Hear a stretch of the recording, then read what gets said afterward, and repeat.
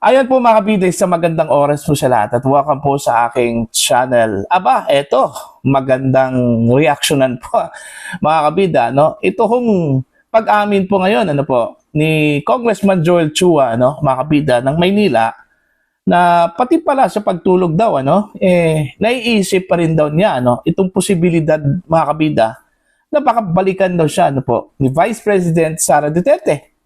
Ano palang kasalanan po ano ni Congressman Chua ano, mga kabida, bakit natatakot po siya? Baka balikan po siya ano po ng Vice Presidente ano, mga kabida. Ito pakinggan muna natin ano, ito kung naging panayam po sa kanya ano, mga kabida, ni Attorney Edwin Lacerda po ano sa programang The Spokes sa The Billionaire News Channel po ano, mga kabida. Narito po.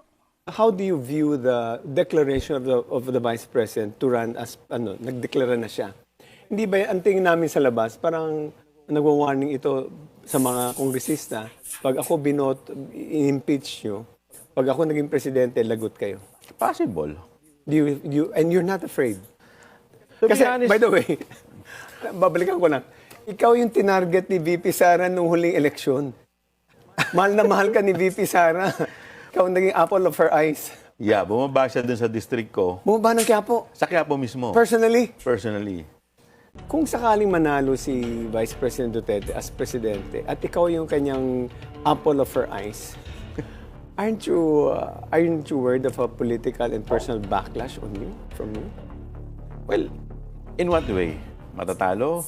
Paano? We don't know. It can be fiscal threat. You know, the fact that she can threaten the president can only mean that she can even threaten a congressman. Well, that is occupational hazard. And you're prepared for that? Prepared for that. So, Lahat naman yan, siyempre hindi mo maalis na minsan pag natutulog ka, naiisip mo yan, di ba? so naiisip mo? Siyempre, lahat naman yan naiisip natin, di ba? But it's a question of magpapatakot ka ba o gagawin mo yung constitutional duty? Well, externally, you appear not to be daunted by that possible consequence. No? So, Externally. may hugot pala ito. Si Joel, may hugot. Hindi. Kasi ano rin yan eh. Alam mo, when I accepted this position, di ba? So, isa lang naman na nasa isip ko. Once na tinanggihan ko to, ano sabihin ng constituents ko? Natakot ka. You don't deserve Yes. the position. So, ang gusto mo lang, gusto mo? Yung congressman ka, yung power and everything, but you do not want the responsibility. Right. Sabi nga ni Spider-Man, di ba? Great power comes with great responsibility. Okay. Yeah. Ayun pala. Naging apple of the eye pala, no, mga kabida, ni Vice President Sara Duterte po, ano? Ito hong si Congressman Joel Chua. Lalong-lalo na po nung kasagsagan po ng election campaign, ano, nung 2025 midterm elections po, ano? Okay? Naalala ko po, ano, bumaba pa talaga, ano, ito hong si VP Sara po, mga kabida, ano? Doon po sa local level, okay, para humangampanya po, ano, mga kabida. At ikinampanya po niya. Okay, ito hong si Congressman Joel Chua, no, mga kabida, para hindi po iboto sa kanyang mga constituents po, ano, diyan po sa Maynila, ano po, mga kabida. Muntik nang nasilat ano, sa totoo lang po, meron lang pong 3,007 ata o hanggang 4,000 po yung lamang po, mga kabida, ano, ni Congressman Joel Chua po, laban ho dito kay First Councilor Apple Nieto po, ano, mga kabida, na inendorso po ni Vice President Sara Duterte laban ho dito kay Congressman Joel Chua. Okay? Mga kabida. Kung maalala po ninyo, ito hong si Congressman Joel Chua po, siya po yung chairman po ng Committee on Public Accountability po, ano? Diyan po sa House of Representatives na nag-imbestiga po, mga kabida, ano, sa confidential funds, ano, ni Vice President Sara Duterte. Okay? At isa po sa mga kinamumuhian po, ano, ng mga DDS, nagasuporta po ni VP Sara po, ano, ito kong si Congressman Joel Chua, no. Kaya nung nakapanayam po siya, mga kabida, ni Attorney Edwin Lacerda, no, isa po yun sa mga tinanong po. Okay, kung sakali man po, ano, na mananalo itong si VP Sara, ano po, bilang Pangulo po ng Pilipinas si 2028. Okay? Natatakot ba? Natatakot ba itong si Congressman Joel Chua na baka balikan po ito? Meron dong takot pero sabi niya hindi daw siya magpapadala sa takot, ano? Dahil unang-una po, bakit pa niya tinanggap daw niya yung role? Kung magpapadaig po siya, no, mga kabida, sa takot. Andyan daw yun. Hindi daw mawawala yung posibilidad, ano? Nung tinanong po siya, mga kabida, ni Attorney Lacerda kung handa ba siya, ano, doon ho sa posibilidad sa maaring mangyari po sa kanya, ano? Yung physical threats, ano? Kagaya ho sa ginawa daw ni Vice President Sara Duterte, ano po, kay Pangulong Ferdinand Bongbong Marcos, First Lady, at saka dating House Speaker Martin Romualdez. Kung nagawa daw mga kabida ni VP Sara, nabantaan po ang Pangulo, yung isang kongresista pa kaya, no, mga kabida? Sagot naman po ni Congressman Joel Chua, no, mga kabida, handa daw siya sa external threats, ano? Pero sa internal threats, ewan po. Kasi ngayon pa lang po mga kabida, pati sa pagtulog, na iisip pa rin niya, no? Itong posibilidad na baka balikan po siya, no po, ni Vice President Sara Duterte, ano, mga kabida. Pero kung pakikinggan po natin yung naging pahayag po ng Vice Presidente, ano, mga kabida, wala lang daw sa kanya yung sinapit daw niya, no? Yung ginawa daw ng ilang mga politiko laban sa kanya. Okay? Pinipersonal doon niya yon.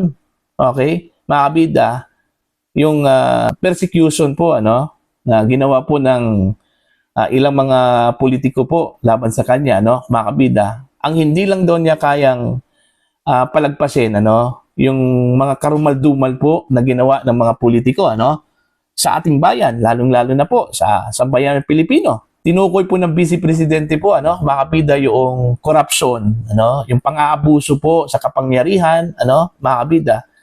And what do you think? Yung mga kongresista po na umuusig po sa kanya, ano, mga kabida, ginawa ba nila yung kanilang trabaho? O inabuso po nila, mga kabida, yung kanilang kapangyarihan po, ano, bilang mambabatas po, ano, mga kabida. Okay? So yung mga feeling na nagkaroon po ng kasalanan sa bansa at sa mga Pilipino, maghanda-handa na po kayo. Dahil kagaya po sa sinabi po ni Congressman Toby Chanco po, ano, mga kabida, na 1,000,000% po hindi po kayang arigluhin po ng mga politiko, ano, na may kasalanan po sa bayan, ano, mga kabida, ito hong si Vice President Sara Duterte. Okay? Actually, nagbabala po, ano, ito hong si VP Sara, mga kabida.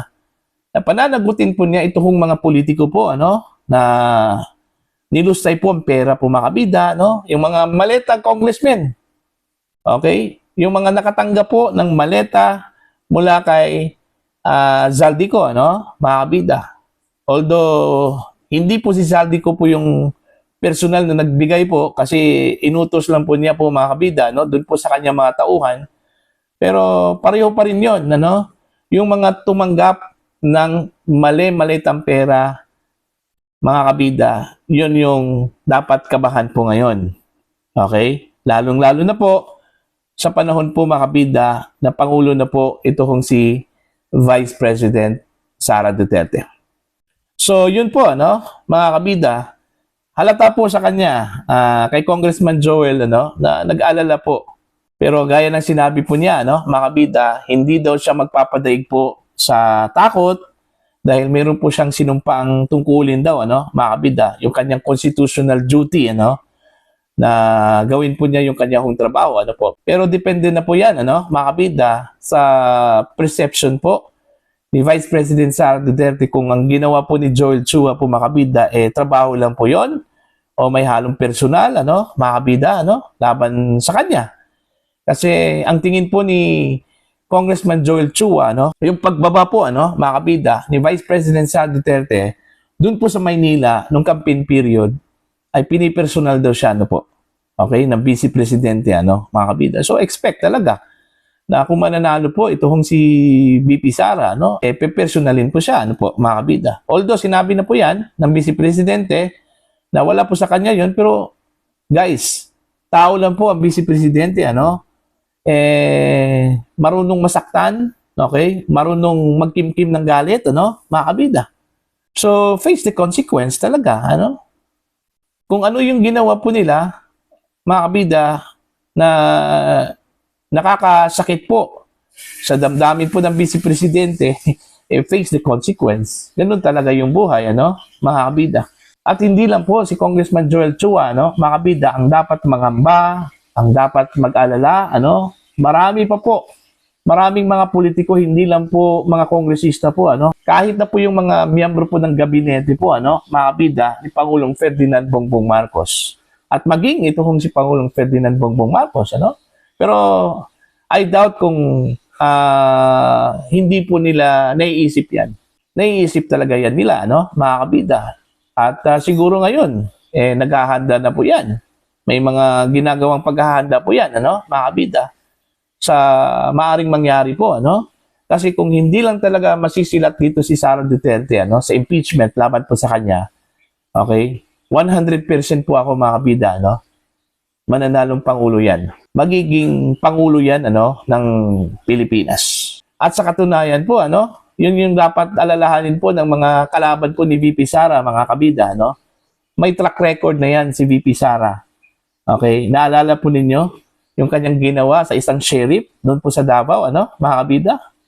Oh, doon po sila dapat mag-alala po. Okay. Baka maulit po yon, mga kabida, no? Yung ginawa po ni Vice Presidente, that time alkalde po siya, no, ng Davao City, mga kabida. Sinuntok po niya yung isang sheriff. Okay, sa isang demolition na nangyari po sa Davao City, ano po, mga kabida. Yun yung sinabi po ni dating Pangulong Rodrigo Duterte, ano, mga kabida, na iba daw yun si Sara Duterte. In fact, takot nga itong si Digong kay Vice President Sara po, ano? Kasi iba yung ugali po niya Okay?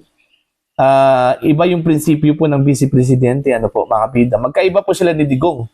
Kasi si Digong, may pagka malambot yun maawain po yun, ano, mga kabida. Okay, kaya minsan, nababago yung kanyang mga decisions.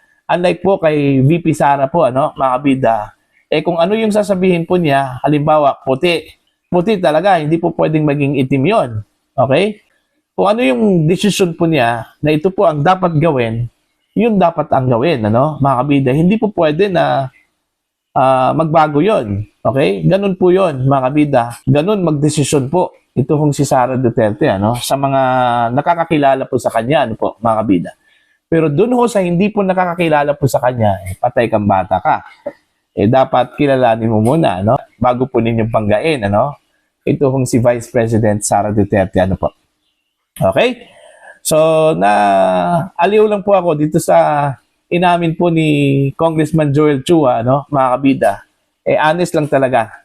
Okay, itong si Congressman Joel, ano, kinakabahan pala, no, ito, sa posibilidad po mga kabida, no, na kahit sa pagtulog, naiisip pa rin niya na baka balikan po siya ni Vice President Sara Duterte the moment na uupo po ito bilang Pangulo po ng Pilipinas. At sa tingin ko po, ano, hindi na ito mapipigilan po, ano, mga kabida.